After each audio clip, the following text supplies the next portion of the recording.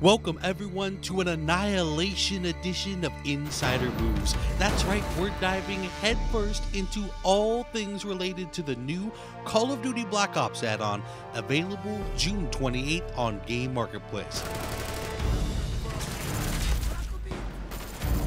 Online director Dan Bunting and design director David Vonderhaar were kind enough to give us a behind-the-scenes perspective for each of the new multiplayer maps. Now we begin with Drive-In, which took its inspiration from one of Black Ops' most popular maps.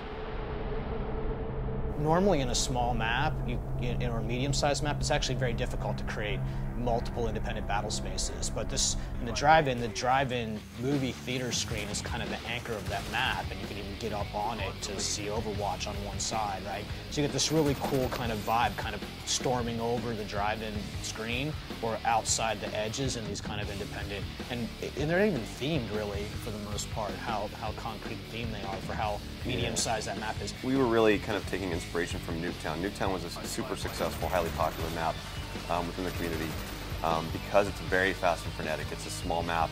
You're always going to be in a battle within a couple of seconds of spawning. So we wanted to get that kind of feel, but not make it so small, because small maps tend to make very challenging spawning scenarios. And now we move on to Silo, which Dan and David described as Annihilation's rule breaker map, where they played with creating a very large but very fast-playing map by experimenting with intersecting sight lines.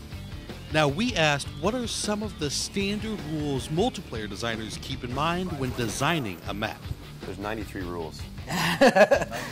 So the rules topic, actually, we're not so super hardcore that there's a checklist and you make the map and you're like, yep, you can ship this map.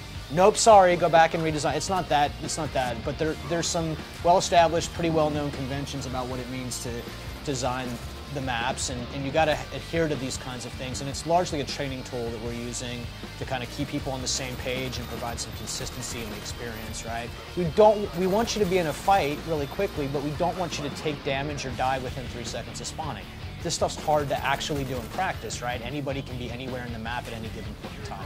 The rules really, they're guiding principles for best practices for design lessons that we've learned in the past. We learn the rules so that we can break them in creative ways, and that's really what we've always set out to do. The rules are just there to kind of get people to understand the basic principles of good map design, and once they've mastered that skill from a designer point of view, then they get really clever and creative about how they break those rules, and that's what makes maps have personality and flavor to them. And next, we turn our attention to Hazard. There's a really good story behind Hazard, and it's a map that started with actually something that the fans asked for, which we gave them, but not exactly what they were thinking we would do it.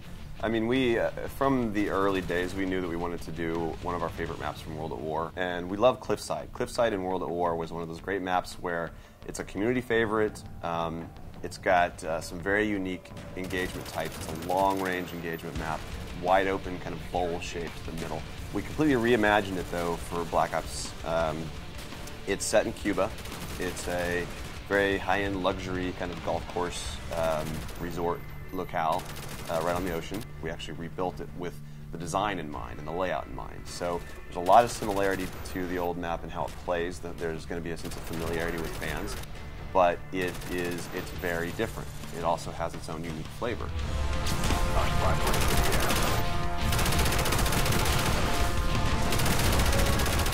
Next, we tried